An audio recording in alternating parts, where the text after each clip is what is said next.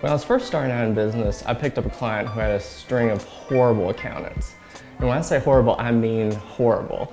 The first one he had messed up all his filings and caused $100,000 worth of tax penalties for him.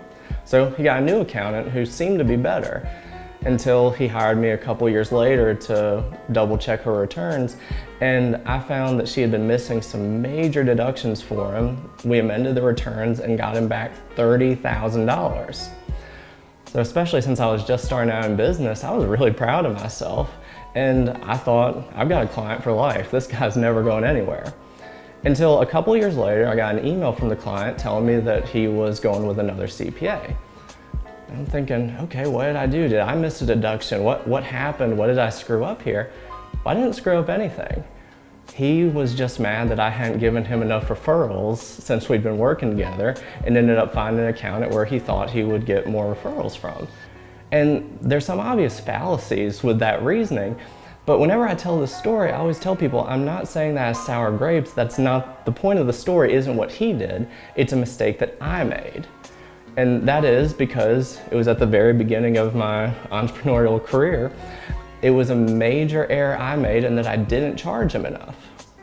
And again, because I was just starting out, I didn't have that many clients, I wanted to way overperform for this client and way undercharge. I wanted to provide so much more value than what his invoice showed and what he had to pay me.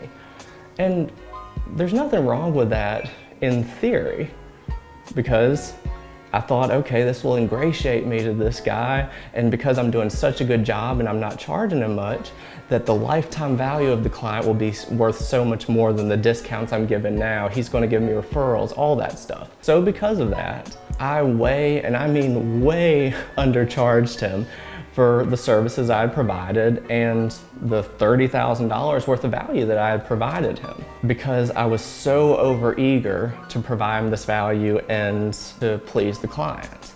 So when I'm talking to my clients, the piece of advice I always give them is that your clients don't owe you anything.